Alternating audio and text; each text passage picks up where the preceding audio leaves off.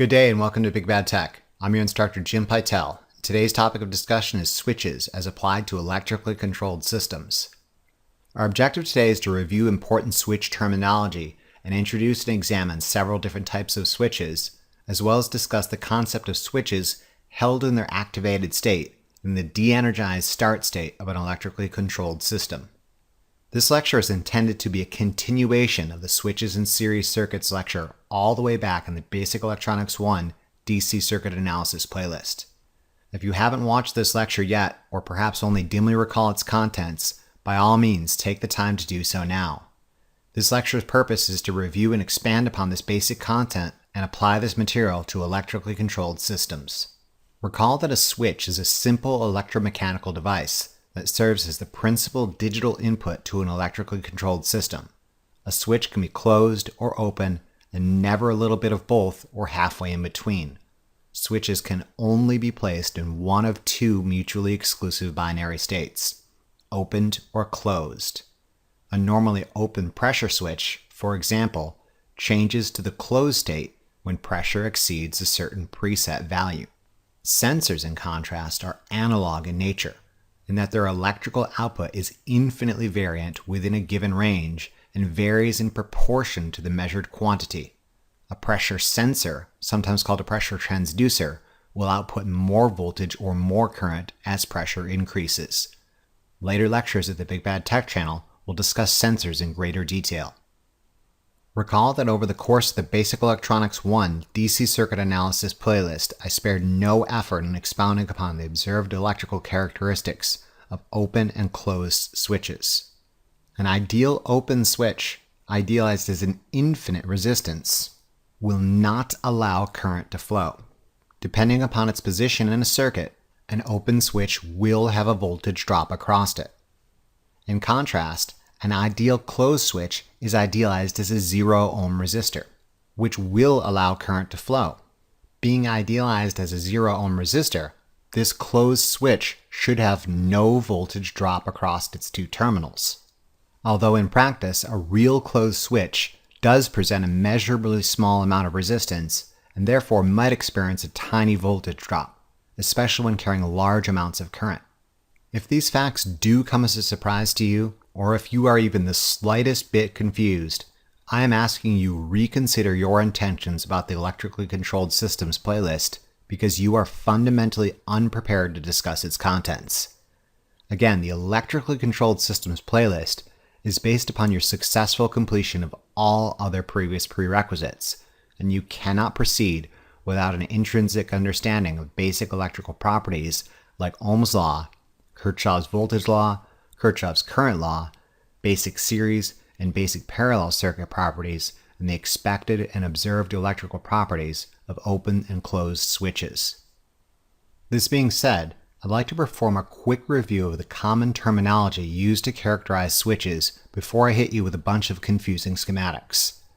Among the terms we'll review are poles, throws, electrical isolation, actuation, deactivated versus activated, de-energized versus energized, normally open versus normally closed, mechanical interlocks, and momentary versus maintained. Recall that a pole is the moving portion of a switch. A throw is the number of different connections the pole can make. Here is the schematic symbol for an individual single pole, single throw, SPST, toggle switch. It has a single moving portion, hence the term single pole. The single pole has a single connection it can make, hence the term single throw. A number of independent SPST switches can be housed in the same package, where each one is electrically isolated from and is capable of being closed and opened independently of the others. Each switch is therefore an independent and isolated entity in no way, shape, or form connected to any other switch. The package would exactly be that, a package. It just holds a collection of switches together. Don't confuse the package with an individual switch. An application for an SPST toggle switch would be to energize a load when it's closed and de-energize it when it's open. Consider a single pole double throw switch, SPDT. This switch also has a single pole. However, this single pole can be placed in one of two different positions, hence the term double throw. This single pole double throw switch has a central terminal on the left that is not electrically isolated from, but rather serves as the common terminal for both the other two terminals on the right. An application for a single pole double throw switch would be to de-energize one load at the same time a different load is energized. Additionally, one could use a single pole double throw switch to selectively supply a single load from two different sources. Consider a subtle modification to the single pole double throw switch by including a stable center state in which no connection is made.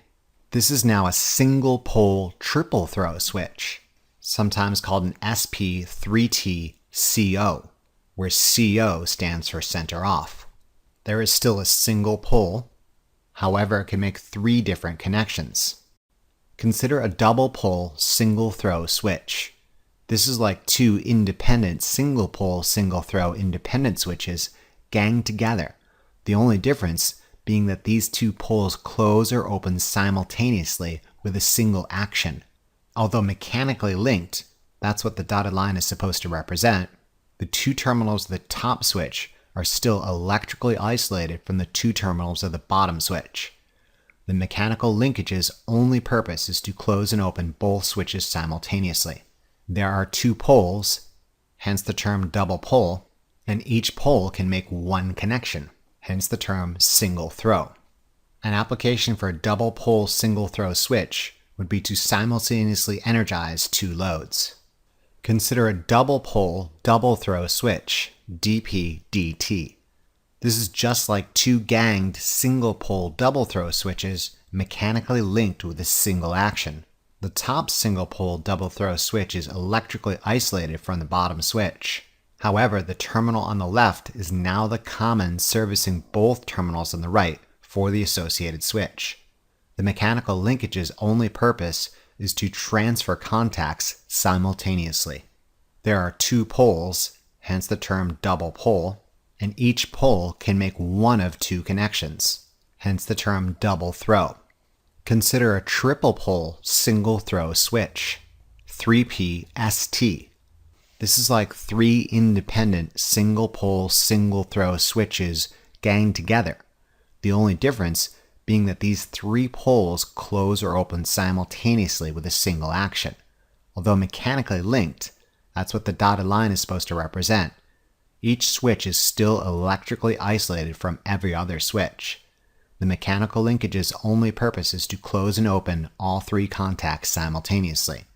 An application for a triple pole single throw switch would be a three-phase contactor designed to start or stop an industrial three-phase AC motor.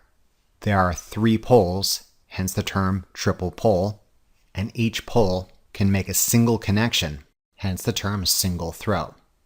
If you're sensing a pattern developing, you're not the only one, because I could go on all day like this. Here's the key to the pattern, and use this key to guide your studies. Poles are the number of moving contacts controlled by one action. Single pole devices, like the single pole single throw, single pole double throw, and single pole triple throw with center off, have one moving contact. Double pole devices, like the double pole single throw and the double pole double throw devices, have two moving contacts. Triple pole devices, like the triple pole single throw switch, have three moving contacts. Throws are the number of positions each pole can connect with. Single throw devices, like the single pole single throw, double pole single throw, and triple pole single throw, have one throw each moving contact.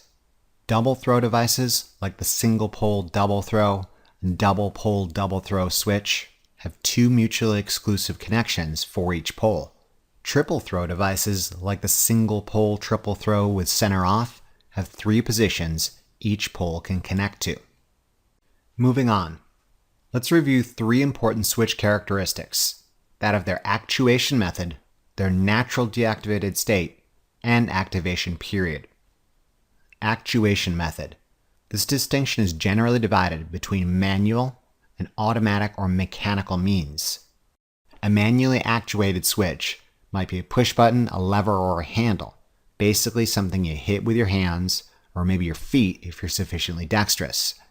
An ESTOP, a push button, a selector switch, or a drum or cam switch might be good examples of manually actuated switches. An automatic or mechanical switch is something that doesn't require the presence of human hands or feet to hit. Such automated devices allow continuous function without constant human input or attention. Examples might be a limit switch, a pressure switch, a temperature switch, a rotational speed switch, a proximity switch, or a photoelectric device. We'll introduce and examine a number of different types of switches and their common schematic symbols in a moment. Deactivated state. This is the most important of switch characteristics and governs how switches function when deployed in a circuit. Notice the careful use of terminology I've employed throughout this lecture.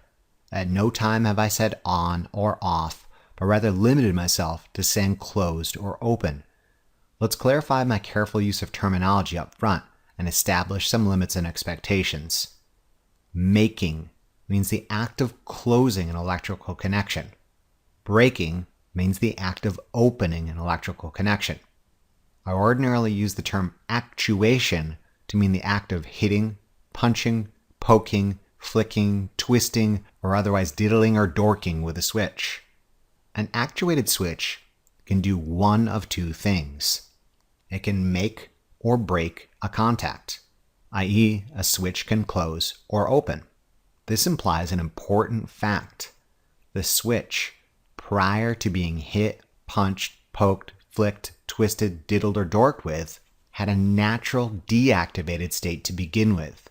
All schematics, all the time, are always drawn in their depowered state, a point I will come back again and again to tediously belabor.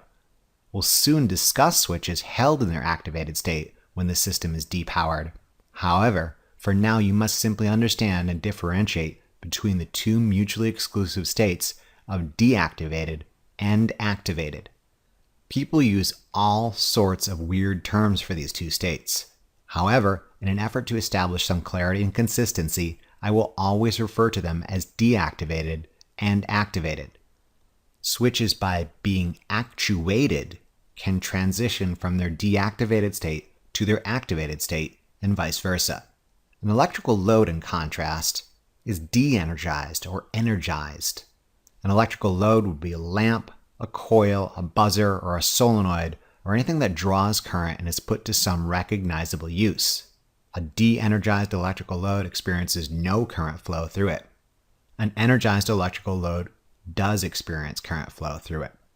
Please do not use the terms unperturbed or perturbed, as is common in some countries when describing switches and electrical loads, nor apply the terms commonly reserved for switches to loads, nor those terms commonly reserved for loads to switches. It perturbs me to no end. Stick with the terms I'm using, and we'll get along just fine. Again, I'm looking to establish clarity and consistency.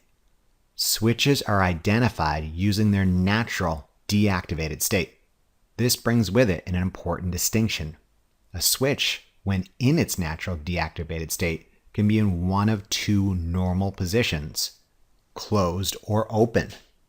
A normally closed switch, in its deactivated state, as the name implies, is closed.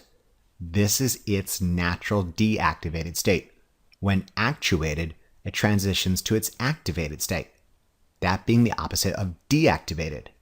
A normally closed switch, when actuated, opens. It makes sense. A normally closed switch is normally closed when you're not poking it. When you poke it, it opens. In contrast, consider a normally open switch. A normally open switch in its deactivated state, as the name implies, is open. This is its natural deactivated state.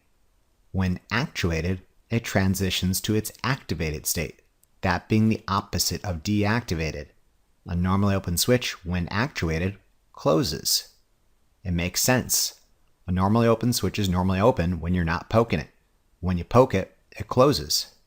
Let's put this understanding to a test.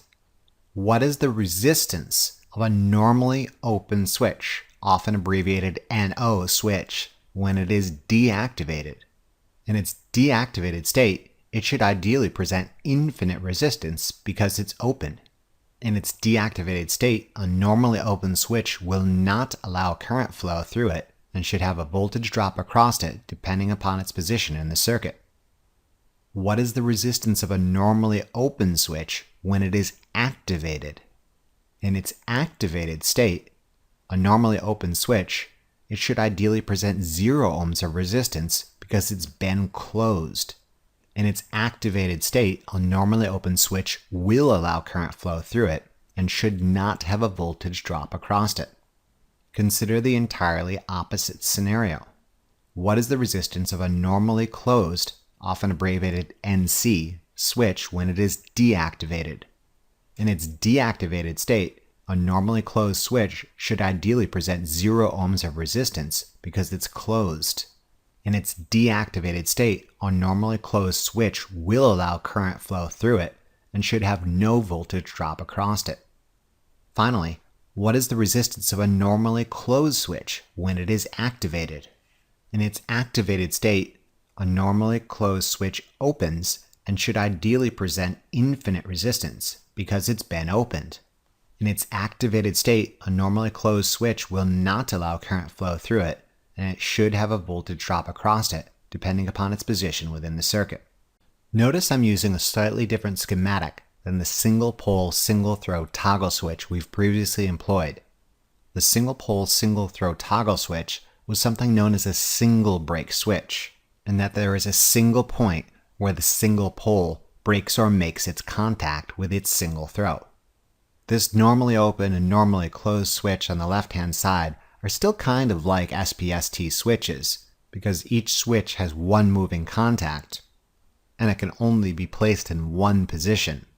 However, they're both known as double break switches, because there is now 2 points where the single pole breaks or makes its contact with its single throw. A switch with double breaks provides a greater volume of contact material, permitting greater heat dissipation, longer switch life, and greater breaking capacity.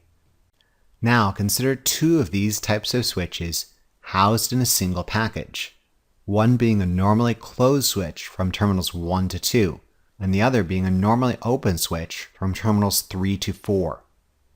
Switches are often paired together in packages with a mechanical interlock between the 2 switches. The mechanical interlock is the dashed line. Terminals 1 and 2 are electrically isolated from terminals 3 and 4. However, when an operator actuates a single button on the outside of the package, the normally closed side opens and the normally open side closes.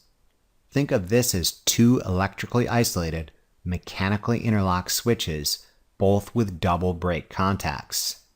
This is often called a break-make push-button package because when you actuate the single push button, the top switch opens and the bottom switch closes. Such a switch package might be employed to our advantage by preventing one electrical load from being energized when another is being turned on. For example, you would never try to simultaneously spin a 3-phase AC motor, clockwise and counterclockwise at the same time. Not only will it destroy the contactor by going phase to phase in an arc flash hotter than the sun, it flat out doesn't make sense. And a mechanically interlocked package of a normally closed and normally open switch can be employed to prevent some dummy from trying to do so. Finally, let's review activation period and differentiate between momentary and maintained contact. A momentary contact switch only remains activated when it is being actuated. If a momentary switch isn't being actuated, they remain in their deactivated state. An example of a momentary switch might be a spring-loaded push button that enters its activated state the moment you press it, and instantly returns to its deactivated state the moment you stop pressing it. The keys on your keyboard are momentary switches. In contrast, a maintained contact switch stays in one state until reset or actuated into a new position, and then it remains in that state until actuated or reset once again. This is like a light switch in a house. When the lights are off, you hit the switch and the lights come on. When you take your finger off the switch, the lights stay on because the switch maintains the closed state until you hit the switch again, which returns it to its open state. Think of how hard it would be to get anything done in your house at night if you had to keep your finger on the switch the whole time to keep the lights on. Let's take a look at some switches commonly employed in electrically controlled systems and see if we can apply the terms normally open, normally closed, and momentary versus maintained to their construction and electrical characteristics. The first example of a manual switch is an emergency stop button, sometimes called an EMO for emergency off, ESTOP, or oh shit button. Emergency stop buttons are ordinarily characterized by a conspicuous red mushroom-shaped actuator placed in an easily accessible location. This example, ESTOP, has 4 terminals. One pair of terminals being a normally closed switch from 1 to 2, and the other pair of terminals being a normally open switch from terminals 3 to 4. The schematic indicates there is a mechanical interlock between the 2 switches. When the mushroom head actuator is pushed, the top switch from 1 to 2 opens, and the bottom switch from 3 to 4 closes simultaneously. E-stops, for obvious reasons, are ordinarily maintained switches. It makes sense. That's what you typically want an emergency switch to do. If you press it once because you're in a dangerous situation, you'd like that dangerous situation to not only stop after you hit the button, but also stay stopped. Only when the E-stop is reset will it return to its deactivated state. Sometimes you'll see the maintain contact and reset on the schematic, sometimes you won't. Quick note on resetting emergency stop buttons. Resetting an E-stop isn't as simple as pulling the mushroom button back out. Normally they need to be rotated a half turn for it to be reset. Sometimes the face of the button has an arrow to remind you of this necessity, sometimes it doesn't. Additionally, sometimes emergency stop buttons have a green ring on the stalk of the mushroom to indicate that the switch is in its deactivated, ready, or go state. Look at emergency stops from the side and make sure you see the green band before you return the equipment to service. Because they're placed in easily accessible locations for quick access in an emergency, the same location means they're easy to accidentally bump. Sometimes emergency stops in high traffic areas employ guards that allow the button to be actuated in an emergency, but prevent it from being bumped by a cart or your backside. Our next example of a manual switch is a break-make push-button package. This particular push button is yellow with a slightly extended button actuator. Push buttons come in all colors, including illuminated varieties, and sometimes with flush, half-shrouded, or slightly recessed buttons. Ordinarily, buttons intended to start an operation are green and slightly recessed.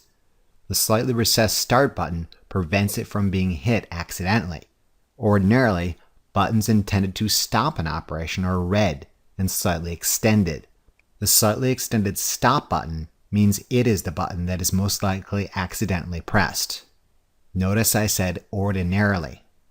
This does not prevent a technician from making a red push button start and a green push button stop. You can wear a hat on your foot, but that is not its intended purpose. This particular switch package has 4 terminals, almost identical to our last emergency stop switch package, with one major exception. One pair of terminals being a normally closed switch from 1 to 2, and the other pair of terminals being a normally open switch from terminals 3 to 4. The schematic indicates there is a mechanical interlock between the 2 switches. When the button is pushed, the top switch from 1 to 2 opens, and the bottom switch from 3 to 4 closes simultaneously. Push buttons, in contrast to E-stops, are ordinarily momentary switches. Only while being actuated will these switches be in their activated state. Otherwise, a spring return ensures the push button is always returned to its deactivated state. If you wanted to add a third switch to this same package, actuated by the same push button, one can use something called an auxiliary contact block. Note the green plastic plunger. This is the mechanical interlock mechanism used by the push button on the front to activate this additional set of contacts while maintaining electrical isolation. This particular set is basically a third switch that simply screws onto the back of the existing switch package and the plastic plunger slips into a well. This additional set of contacts could be used as an additional input to an electrically controlled system. Another example of a manual switch is a selector switch. In contrast to an ESTOP or push button, selector switches are rotated to actuate rather than pushed. Selector switches could be maintained or feature a spring return for momentary operation. Different switch positions establish different connections for the particular selector switch and are often illustrated in something called a target table, where an X indicates closure. This example selector switch's target table indicates contact A is closed in the 1 position. Neither contact is closed in the 2 center position, and contact B is closed in the right 3 position. A legend plate installed above the different positions would indicate the intended purposes of that particular position. Note that the target table succinctly and compactly conveys which contacts are closed according to which position without the messy necessity of redrawing the schematic 3 different times. A drum or cam switch is a collection of switches that change states as the shaft of the drum is manually rotated. Drum switches are ordinarily used to reverse the rotational direction of an industrial 3-phase AC motor, a topic we'll return to in later lectures in greater detail, but something I'll briefly mention now. Long story short, phase sequence determines rotational direction. If L1, L2, L3 means clockwise, L2, L1, L3 means counterclockwise. Similar to the selector switch, a target table for a drum switch would indicate which connections are established based on the position of the switch. This particular target table indicates no connection is made between any contact when the drum is placed in the center off position. When in the forward position, 1 is connected to 2, 3 is connected to 4, and 5 is connected to 6. The phase sequence at motor terminals T1, T2, and T3 would therefore be L1, L2, L3, and the motor would rotate clockwise. When in the reverse position, 1 is connected to 3, 2 is connected to 4, and 5 is still connected to 6. The phase sequence at motor terminals T1, T2, and T3 would therefore be L2, L1, L3, and in this position, the motor would rotate counterclockwise. Alternatively, a target table for a drum switch might look something like this, where in the center off position, no connection is made between any contact. In the left forward position, 1 is connected to 2, 7 is connected to 8, and 9 is connected to 10. The phase sequence at motor terminals T1, T2, and T3 would therefore be L1, L2, L3. It may help to color code the L1, L2, L3 contacts. When in the right reverse position, 3 is connected to 4, 5 is connected to 6, and 9 is still connected to 10. The phase sequence at motor terminals T1, T2, and T3 would therefore be L2, L1, L3. The motor would therefore rotate in a direction opposite to previously. Note a drum switch is used only to determine in which direction rotation will occur, and is not used to make or break connections like a contactor, nor does it offer overload protection like an overload relay. We'll return to discuss these details in later lectures. Lest you think all switches are manually actuated, let's take a look at a couple of mechanical or automatic switches. Mechanical or automatic switches allow an electrically controlled system to function without constant human intervention. Mechanical or automatic switches include, but are not limited to, limit switches, temperature switches, pressure switches, floater level switches, rotational speed switches, proximity switches, and photoelectric switches. Other special types exist, but these are the most frequently employed. Some of these are electromechanical devices composed of moving parts, and some of these are solid-state devices composed of no moving parts. The first mechanical switch we'll examine is the limit switch. A limit switch is characterized by a body. housing all the electrical components, and an actuator arm, sometimes called an operator head, that detects the physical presence of an object.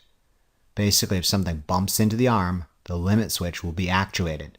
This could be used to limit, hence the name, the linear rotational travel of a physical object. The arm could be a fixed or an adjustable lever, a fork, a rocker, a push roller, or a long wobble stick. The NEMA ladder logic symbol for a normally closed limit switch looks like this. The ladder logic symbol for a normally open limit switch looks like this. Note the deactivated state determines the designation the switch receives. When actuated by the actuator arm, a normally closed limit switch would open, and a normally open limit switch would close. The observant among you will notice the subtle differences between the ladder logic representations of the normally open and normally closed limit switches in their deactivated and activated state. Note that the normally closed limit switch in its deactivated state is lying closed, as if acted upon by gravity. Similarly, note that the normally open limit switch in its deactivated state is dangling open, as if acted upon by gravity. That's what the gravity convention is meant to insinuate with respect to ladder logic representations. Gravity does the work to determine a switch's preferred deactivated state. Using the gravity convention, note that the normally closed limit switch in its activated state is being propped open, counter to gravity's natural inclination to just flop closed. Similarly, note that the normally open limit switch in its activated state is being held closed, counter to gravity's natural inclination to just let it dangle open. The normally open limit switch in its deactivated state is not equivalent to the normally closed limit switch in its activated state. The normally closed limit switch in its deactivated state is not equivalent to the normally open limit switch in its activated state. Pause the lecture and stare at these diagrams until this subtlety becomes apparent. Don't stare too long though, because the gravity convention drives me absolutely nuts. It's not the easiest method to determine at a glance how a system is intended to initiate operation, nor how it will respond to a given stimuli. It would be very easy to mistake a normally open limit switch in its deactivated state for a normally closed limit switch being held open if you're pressed for time using the gravity convention. It is for this reason an alternative representation using the arrow convention is employed. A normally closed limit switch being activated or held open is identified as such by an arrow indicating open. A ladder logic diagram might refer to this switch as limit switch 1, normally closed being held open, LS1 NC HO. A normally open limit switch being activated or held closed is identified as such by an arrow indicating closure. A ladder logic diagram might refer to this limit switch as limit switch 2, normally open being held closed, LS2 NOHC. The purpose of this held closed or held open modifier might be a mystery at this point in your education. However, consider this simple rule I mentioned earlier. All schematics are always drawn in their D-powered state. What if the D-powered state of a particular system means a hydraulic cylinder is being retracted by a spring or an applied weight and striking a normally open limit switch and holding it closed? The ladder logic diagram would indicate this reality by drawing the normally open limit switch being held closed. Using gravity convention, it'd look like this. Using the arrow convention, it'd look like this. I don't like the gravity convention, and neither should you. It's obvious the arrow convention is easier to interpret at a glance. If you receive a ladder logic diagram not using the arrow convention, my advice is to walk through it on day 1 and draw in all the arrows to make later troubleshooting tasks that much easier. This is the convention I use for this lecture series. We'll return to discuss switches being held open or held closed in later applications of electrically controlled systems. Since the limit switch is the sensory input for the electrically controlled system, it must appear in both the pilot and primary schematics. Note the schematic symbol for the limit switch in the hydraulic schematic is different than the symbol employed in the ladder logic diagram. This is the same device, yet it uses two different symbols for the two schematics that describe the electrically controlled system. The IEC uses subtly different schematic symbols for limit switches, and manufacturers may use something totally different. Realize this lecture series would be prohibitively long if I drew each and every example in both NEMA and IEC and manufacturer symbols. It is therefore incumbent upon you to utilize the system most regularly employed by your occupation, country, or employer. This being said, the choice of symbols employed should be of absolutely no concern or consequence. Temperature switches, also called thermostats, monitor the temperature of a process. Different operating principles are employed depending upon the application. Regardless, contacts in a temperature switch open or close on reaching the temperature operating point. If the temperature operating point is incorrectly set, the switch will not open or close at the appropriate value and run the risk of damaging the process it is intended to control. Similar to some of the manual switches, a temperature switch package can be constructed of both the normally closed and the normally open set of contacts with a mechanical interlock between. Upon reaching the operating point, the normally closed switch would open and the normally open switch would close simultaneously. Two different temperatures with different preset limits can maintain temperature inside a given range. The NEMA schematic symbol for a temperature switch includes kind of a little digital pulse train below it. Pressure switches monitor the pressure of a fluid power system. Pressure data could be used to actuate relief or directional control valves depending upon the application. Inlet pressure must never exceed a given maximum value, otherwise the pressure switch might be permanently damaged or at the very least open or close at the wrong pressure value from that point on. The NEMA ladder logic symbol for a pressure switch includes kind of a flattened semicircle below it. This symbol is meant to represent the flexible disc used to sense and measure pressure changes. As pressure builds up, the disc is distended and opens or closes the associated contacts.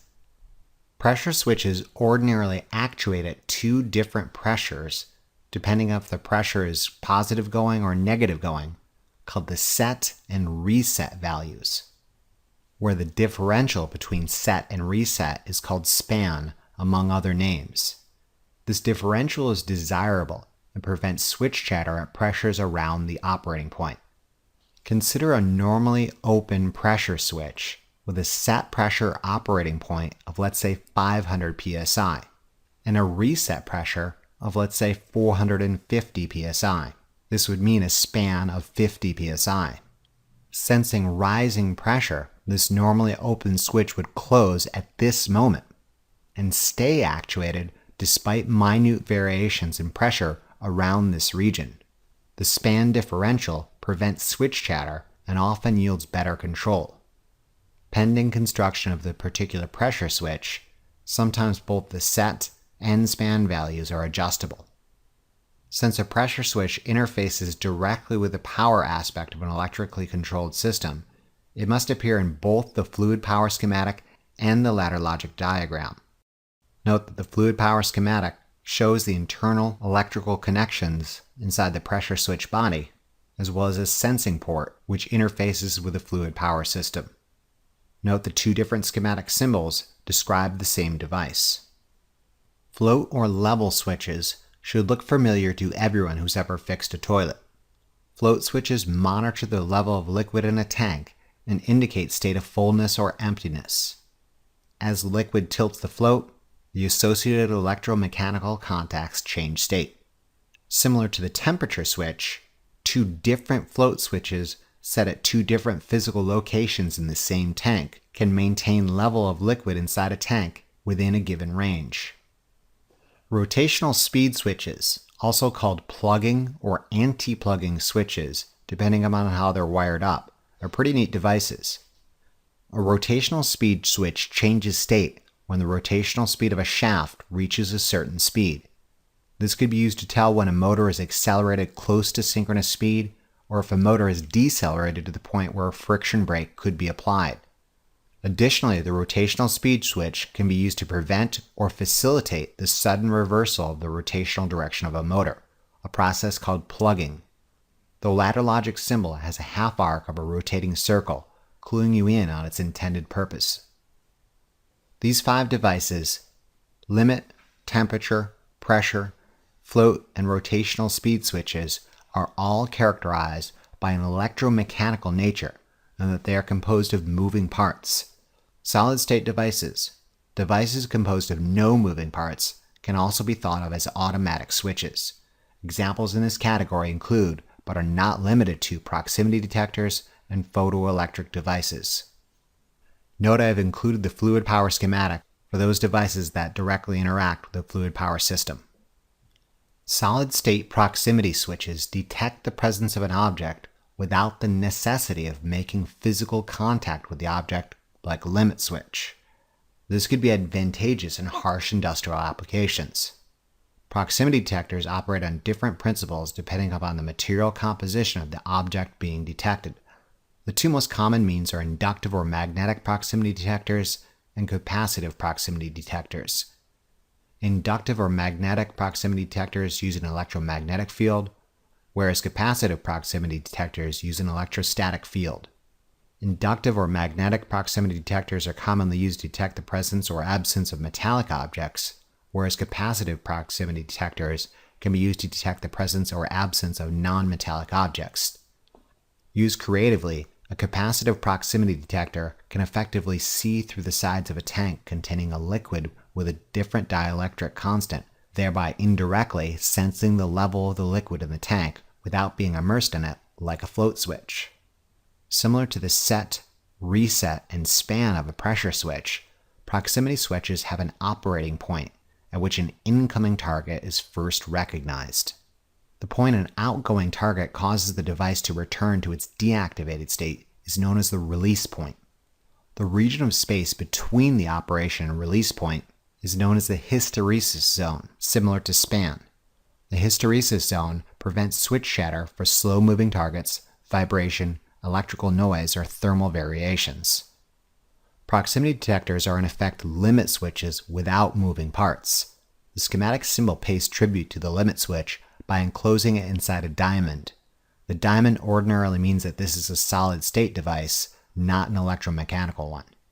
Since they interact with a physical system, you'll often see them included in the fluid power schematic. Again, it's a diamond shape indicating that it's a solid-state device. Proximity detectors' major advantage over limit switches is that they need not make physical contact with something to detect its presence. However, they do come with certain disadvantages, principally cost, power, and problems. Solid-state devices are ordinarily more expensive than a traditional electromechanical limit switch and must always be powered by additional wiring to keep the sensor active. Even if the proximity switch is scanning the area right in front of it, it won't detect an object if it isn't powered up. Additionally, the sensor is constantly consuming low levels of power, even when it's not being actively utilized. Finally, proximity detectors can be tricked into false detection in an electrically noisy environment or when an errant magnetic or metallic object falls into the operating window. Another example of a solid-state automatic switch is a photoelectric eye. Note I've included the schematic symbols for both a normally closed and a normally open photoelectric switch, as well as a 3-terminal device with a common terminal, a normally open side, and a normally closed side, as is common for some solid-state devices. Photoelectric switches are divided into 3 different categories depending upon how 2 basic parts, the transmitter and receiver, interconnect and detect a beam of light. A through beam or direct scanner separates the transmitter from the receiver. The transmitter emits a beam of light that is intercepted by the receiver. If an object passes through the beam, the receiver detects the loss of the beam and the contacts change states. A retroreflective scanner locates the transmitter and receiver in the same housing, and the transmitter bounces a beam of light off a reflector and it is intercepted by the receiver. If an object passes through the beam, the receiver detects the loss of the beam and the contacts change states. This, however, isn't exactly the best method to detect shiny objects, since a shiny object is in effect standing in for the reflector. So sometimes a variation on this method, called a polarized retroreflective scanner, is used.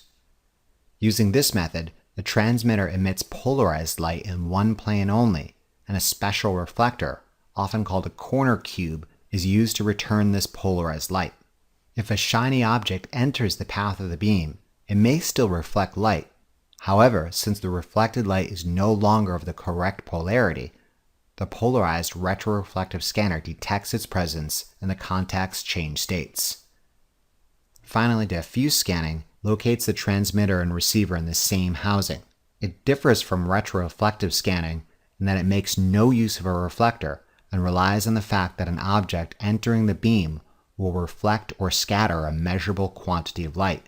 When the receiver receives enough reflected light, the contacts change states. For this reason, diffuse scanners are often associated with a limited range. Again, the photoelectric eye is kind of being used like a limit switch, and the ladder logic symbol looks astoundingly similar, the difference being that light beams are being used to trigger it. Since it's composed of no moving parts, it's enclosed inside a diamond. If a photoelectric eye appears in a fluid power schematic, it might look like this penis-shaped thing with lasers shooting out of it. Don't point it at your eye or any other part of your body in case it goes off. Alright, that's it. This brings the switches lecture to a close. In conclusion, this lecture took a close look at switches as applied to electrically controlled systems. We reviewed the terms pole, throw, normally open, normally closed, momentary, maintained, and mechanical interlock. We discussed the deactivated state, the activated state, and switches held in their activated state by a deenergized system using both the gravity and the arrow convention. We looked at a representative sample of manual switches, including an ESTOP, a break-make push-button package, a selector switch, and a drum switch. Additionally, we looked at a representative sample of mechanical or automatic switches to include the electromechanical limit, temperature, pressure, float, and rotational speed switch, as well as the solid-state proximity detector and photoelectric devices. You should be able to draw and identify the ladder logic and schematic symbols for each device for the normally open or normally closed configuration individually or mechanically interlocked. Note I included some 3-terminal symbols, as is common for some solid-state devices. Additionally, I included the schematic symbols if they commonly appear in fluid power schematics. Finally, you should be able to give a general description of these switches' functions and purposes.